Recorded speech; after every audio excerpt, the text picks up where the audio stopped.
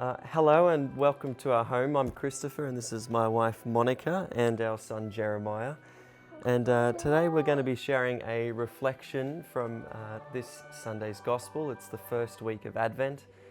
If you remember your Christmas wreaths, we see our purple candles and our rose candle.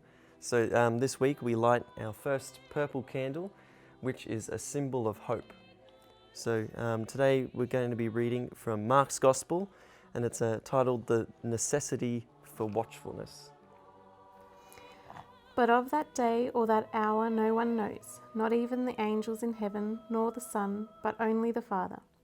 Take heed, watch and pray, for you do not know when the time will come. It is like a man going on a journey, when he leaves home and puts his servants in charge, each with his work, and commands the doorkeeper to be on the watch. Watch therefore, for you do not know when the master of the house will come, in the evening, or at midnight, or at cockcrow, or in the morning, lest he come suddenly and find you asleep. And what I say to you, I say to all, watch. Something I really love about this scripture passage, one initial thing that sticks out to me is the line, take heed, watch and pray.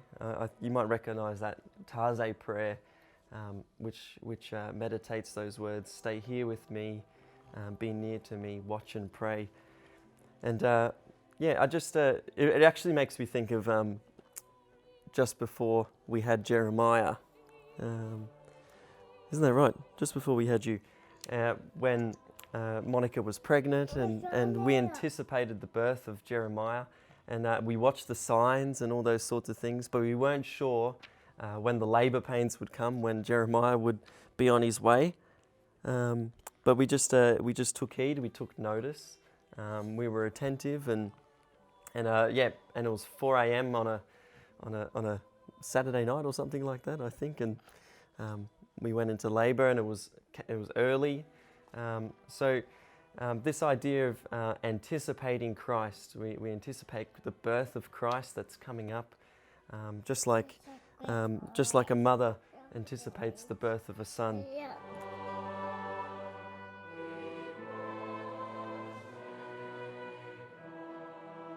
And at the age of 18, I remember being at this mass, and it was a Christmas mass.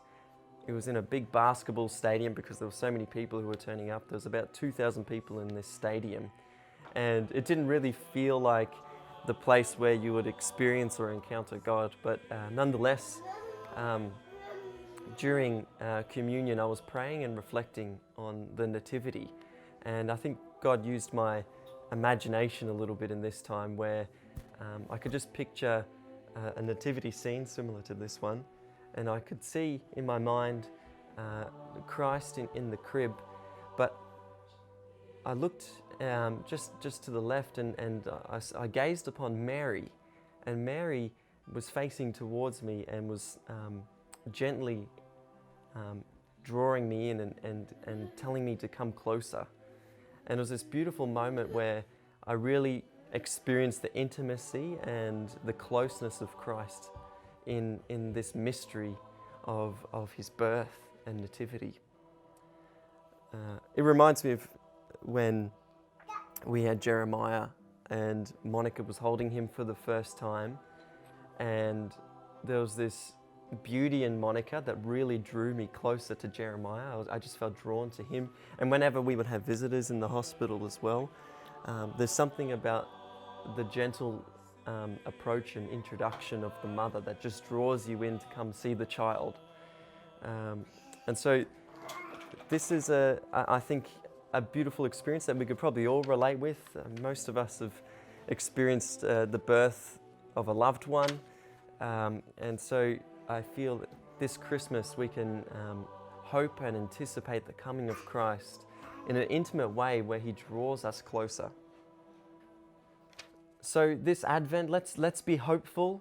No matter where we are, whether we are at home and unable to see family or those sorts of things, let's be hopeful and know that we can encounter Christ. We can encounter him in any place, in prayer. And let's invite our Blessed Mother to be that that intercessor who draws us closer, who draws us nearer to her Son.